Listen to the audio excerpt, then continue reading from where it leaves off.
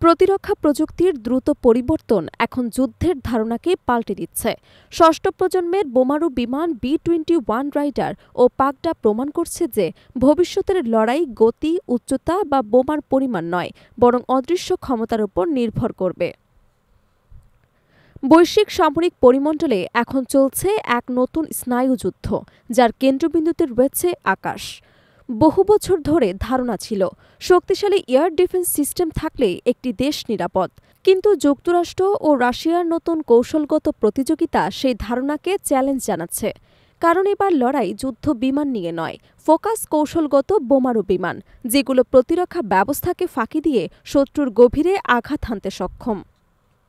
দুই পরাশক্তি এখন দ্রুত গতিতে বাড়াচ্ছে দীর্ঘপাল্লার বোমারু সম্ভার। এরই কেন্দ্রে রয়েছে যুক্তরাষ্ট্রের B-21 রাইডার এবং রাশিয়ার সম্ভাব্য পাগডা। 2023 সালের নভেম্বরে প্রথমবার আকাশে ওঠার পর থেকে B-21 বিশ্বজুড়ে সামরিক বিশ্লেষকদের আলোচনার কেন্দ্রবিন্দু।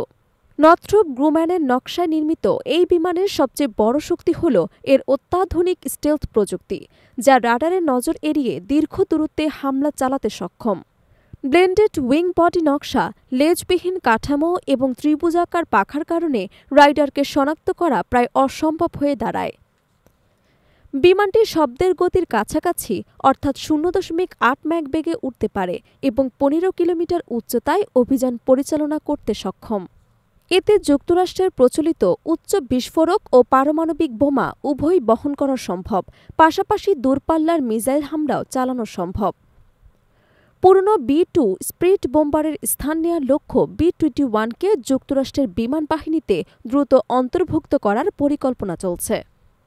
অন্যদিকে রাশিয়ার পক্ষ থেকে একই প্রতিযোগিতায় সামনে এসেছে টুপোলেভ নির্মিত নতুন প্রজন্মের কৌশলগত বোমারু বিমান পাগডা, যার কোডনেম মেসেঞ্জার বা বার্তাবাহক।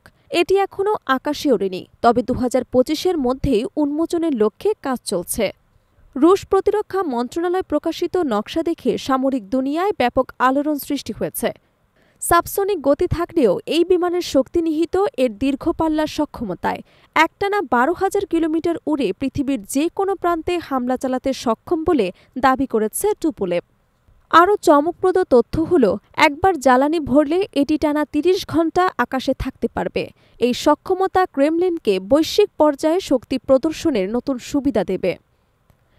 বিমানটি 30 টন পর্যন্ত বোমা বহন করতে পারবে, যার মধ্যে পারমাণবিক, প্রথাগত উভয় অস্ত্রই থাকবে। ফলে এটি সোভিয়েত আমলের T-95 বেয়ার বিমানের পূর্ণাঙ্গ প্রতিস্থাপন হতে যাচ্ছে। দুই পরাশক্তির এই স্টেলথ বোম্বার প্রতিযোগিতা শুধু আকাশ ক্ষমতার লড়াই নয়, বরং আধুনিক যুদ্ধের রণকৌশলকেও বদলে দিচ্ছে। B-21 এবং পাগডা শুধু বোমা ফেলতে সক্ষম নয়, এগুলো ইলেকট্রনিক ওয়্যারফেয়ারও অত্যন্ত উন্নত। প্রতিপক্ষের রাডার জ্যাম করা, আকাশ প্রতিরক্ষা ব্যবস্থা অকার্যকর করা এবং গুরুত্বপূর্ণ স্থাপনায় গোপন হামলা, সব ক্ষেত্রেই এগুলো বিশেষভাবে সক্ষম। বিশেষজ্ঞরা বলছেন, S-400 বা প্যাট্রিয়টের মতো উন্নত মিসাইল প্রতিরক্ষা ব্যবস্থাও এই নতুন বোমারু বিমানের সামনে কতটা কার্যকর হবে তা নিয়ে প্রশ্ন রয়ে গেছে। এ কারণে B-21 এবং পাগডার আগমন শুধু পুরনো শক্তি প্রতিস্থাপন নয়, এর মানে বিশ্বব্যাপী সামরিক শক্তির ভারসাম্য পুনর্নির্ধারণ। কারণ এই বিমানগুলো মূলত প্রথম আঘাত ও নিশ্চিত পাল্টা আঘাত উভয় ক্ষেত্রে ব্যবহারের জন্য তৈরি করা হয়েছে। তাই যুক্তরাষ্ট্র ও রাশিয়ার এই কৌশলগত প্রতিযোগিতা এখন বৈশ্বিক রাজনীতিতেও বড় ভূমিকা রাখছে।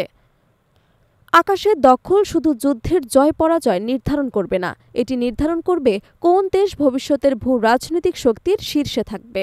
সামরিক বিশেষজ্ঞরা বলছেন, নতুন প্রজন্মের এই স্টেলথ বোমারু আকাশে উড়লে বিশ্বের নিরাপত্তা কাঠামো এক নতুন অধ্যায়ে প্রবেশ করবে, যেখানে প্রচলিত ক্ষেপণাস্ত্র প্রতিরক্ষার ধারণা হয়তো আরও কার্যকর থাকবে না।